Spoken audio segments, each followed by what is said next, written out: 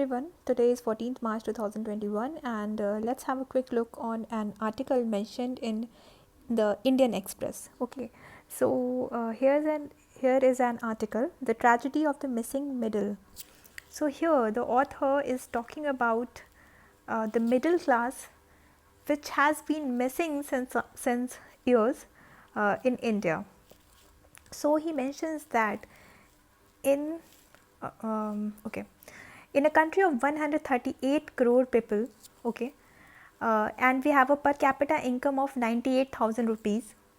अगर हम इस 98,000 रुपीज़ को पर कैपिटा इनकम जो है उसको पॉपुलेशन से डिवाइड करते हैं तो अप्रॉक्सीमेटली 8,000 पर मंथ पर पर्सन आता है. अगर हम इस चीज़ को सोच लें कि ये मिडिल क्लास का लाइन मान लें कि ये मिडिल क्लास है तो ये कुछ सही नहीं बैठता है. 8,000 में आप बेयरली खाने पीने का ही सामान नहीं कर सकते पूरे महीने के लिए. ओके, सो यहाँ पे ये बात कर रहे हैं कि जो ऑथर हैं वो बोल रहे हैं कि हम मिडिल क्लास किसे माने. सबसे पहले जो प्रॉब्लम है वो तो यही है.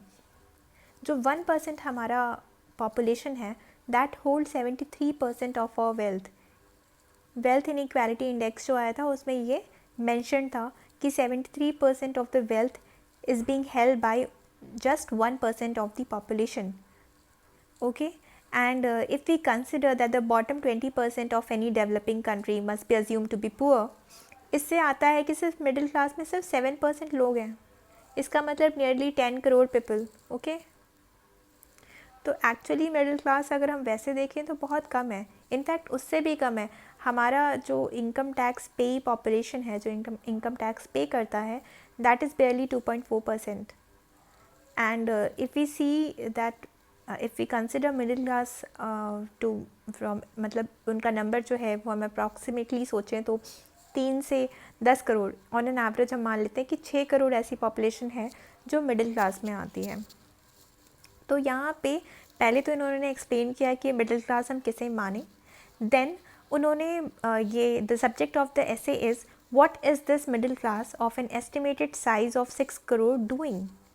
तो यहाँ पे उनका जो मेन पॉइंट है वो ये है कि ये मिडिल क्लास जो पहले कभी 1930s एंड 40s में and up to the 1980s they मतलब वो लोग बहुत ही cheerfully they identified themselves as belonging to the middle class and they actively participated in public life including politics. Okay, so there were candidates in election to parliament, the state legislatures and the local bodies. Cooperative societies में part लेते थे. They were the speakers, writers, poets, actors, artists. तो middle class बहुत ही अच्छे से participate करती थी. In fact अगर हम देखें कि प्री इंडिपेंडेंस एरा में तो middle class has played a very important role, whether it was in political awakening or social reforms like Raja Ram Mohan Roy and Ishwar Chand Vidyasagar. All of them, in fact Mahatma Gandhi, everybody belonged to a decent middle class family and they were very actively involved in the things that were going around them. But the author here is talking about that they are no more a resource. They were actually a resource in the pre-independent era and up to 1980s, but now they are not proving themselves to be a resource. And why the author is saying this thing is that middle class served as a rich intellectual resource during the freedom struggle. We all know that. Okay, तो ये बोलते हैं कि उनके जो views थे middle class के वो बहुत शेप करते थे कि क्या होने वाली है. In fact the view that India is going to be a democratic country, a free country, a country where every section of the society will be guaranteed security and protection, that all were somewhere envisaged in the mind of the middle class, which was reciprocated in the constitutional framework. So that was something very important which has been lost in the few years. We are not participating in things. So यहाँ पे वो ऐसा बोल क्यों रहे हैं, why he is saying like this thing. तो यहाँ पे उन्होंने कुछ एग्जाम्पल्स दिए हैं कि वो लोग जो मिडिल क्लास के लोग थे वो लोग बहुत ही ज़्यादा ओपिनियन मेकर्स हुआ करते थे. ओके, ओपिनियन लीडर्स हुआ करते थे. The major leaders were Achyuta Menon, C Subramaniam, Virendra Patil and Sanjeevaiah in south and many others in the north. So their opinions mattered a lot. Alas, the middle class seems to have vanished, and now he is saying that the middle class, which was once a very powerful section in India, has been vanished. And why he is saying this thing? He has explained this thing in the next para. Gated mini republics. It is disappointing to see the middle class indifferent to the over 100 days of protest of the farmers at Singhu and Tikri. So he is saying कि अभी जो हमारे India में बहुत सारी चीज़ें चल रही हैं, like farmers protest हो गया, we are not there, okay? सिर्फ एक निर्भया केस को छोड़ दें जहाँ पे मिडिल क्लास सामने आई, and what impact did it make? It was well documented, and it was into the like scene everywhere, सबको पता चला. बट अभी देखा जाए तो एंटी CAA प्रोटेस्ट हो गए, JNU AMU में जो भी एक्सेसेस हुए थे उनके खिलाफ हो गया, या माइग्रेंट वर्कर्स का जो प्लाइट था, जो सिचुएशन था, उस पे हो गया. तो इन सब में देखा जाए तो middle class is missing. They are into their homes. The author is saying here that they are into their homes and they are not coming forward and taking responsibility of what is happening in India. Trade union struggles in Haryana and Karnataka have gone unnoticed. Then there were various encounters and police firing, and these also did not stir the conscience of the middle class.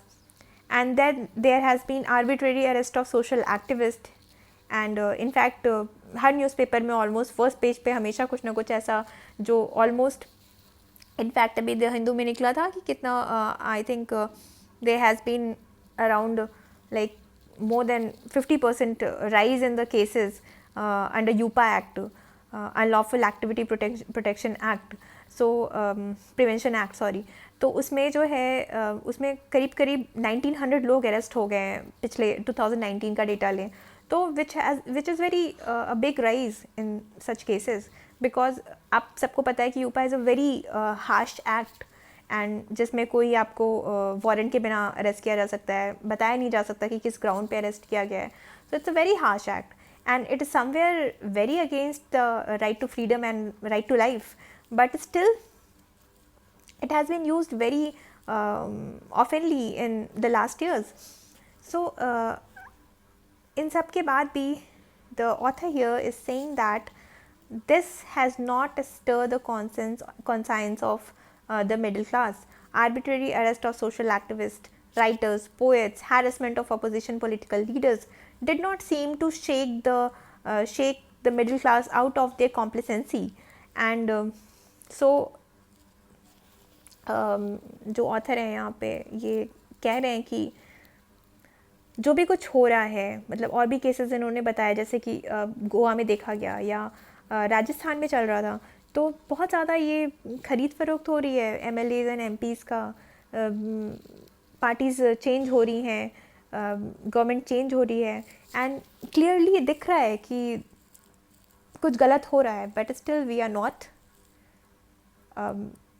standing against those things. The middle class seems to have taken literally the moral of the story of the three monkeys, one blindfolded, one with cotton in its ears, and one with its mouth taped. I'm afraid the missing middle class will hasten the demise of democracy. So the author here is very critical of the fact that certain things are happening in India and we are not just taking care of it. So that's it for the first article. Thank you.